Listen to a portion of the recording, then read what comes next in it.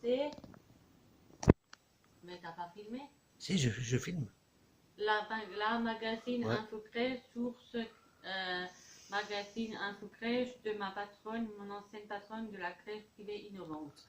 Tout le monde le sait, chaque bébé est le résultat d'un savant mélange des patrimoines génétiques de chacun de ses deux parents. Au total, 23 paires, soit 46 chromosomes constitués pour moitié de gènes maternels et de gènes paternels. Halte là, mais au fait, c'est quoi un gène? Une sorte de messager de l'hérédité.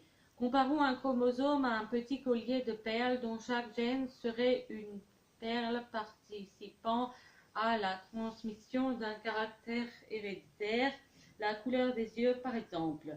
Et même si bébé est effectivement un mélange équitable entre sa maman et son papa, cela ne signifie nullement qu'il ressemblera moitié à l'un, moitié à l'autre. Pourquoi? Simplement parce que la sélection des 23 chromosomes que chacun va lui transmettre se fait de façon totalement aléatoire et peut ainsi donner des milliers de combinaisons différentes. C'est la grande loterie génétique dont nous sommes tous issus.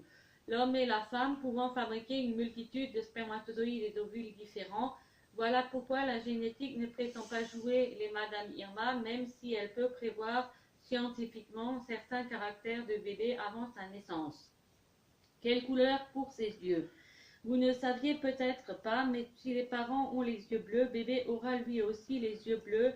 C'est pas génial ça? Voyons comment cela fonctionne. Le b.a.-ba, c'est de comprendre la manière dont les gènes donnés par papa et maman se combinent entre eux.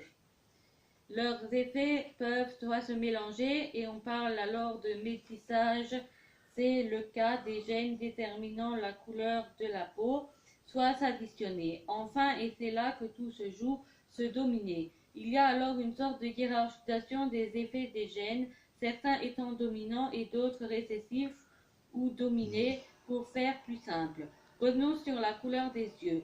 On l'a vu, si papa et maman ont les yeux bleus, ce sera bleu aussi pour bébé, mais si lui a les yeux bleus et elle les yeux marrons, bébé aura les yeux marrons parce que le gène yeux bleus est récessif et sera donc dominé par le gène yeux marrons qui prend toujours le dessus, il est dominant.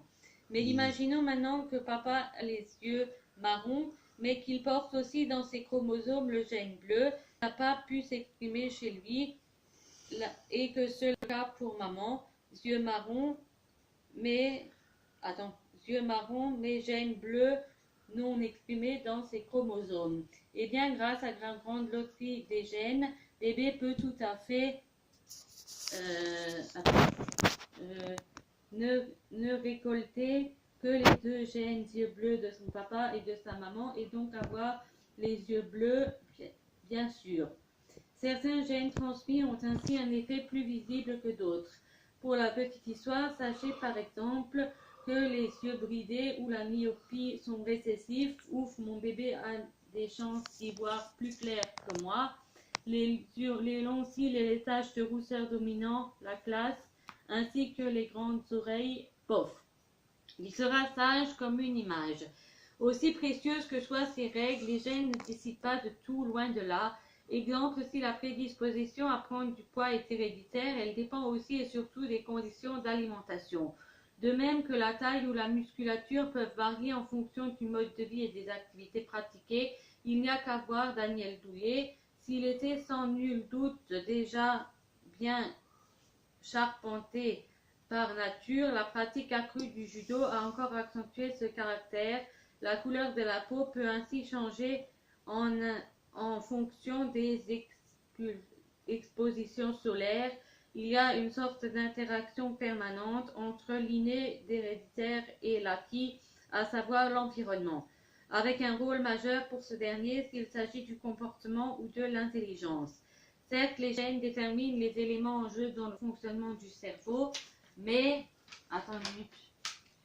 aucun cas la manière dont celui-ci apprendra à fonctionner.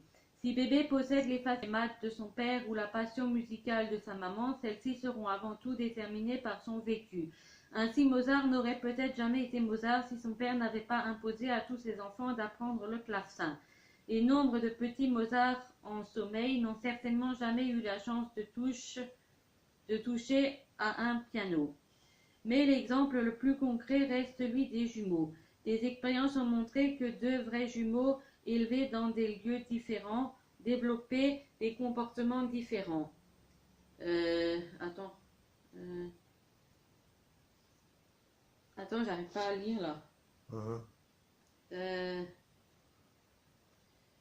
Fait à la couleur du pays ou au contexte familial dans lequel ils évoluaient, et ce malgré un patrimoine génétique strictement identique. Tout cela nous amène logiquement à la conclusion suivante: c'est vous, parents, qui aiderez bébé à explorer les numéros tirés à cette fabuleuse loterie de génétique. Car seule l'éducation, mais aussi l'amour que vous lui donnerez, lui permettront de se réaliser. Conseiller Jean-Louis Serre, professeur de génétique à l'Université de Versailles et auteur de La génétique, édition Le Cavalier Bleu, collection Idées reçues 2006, 9 €.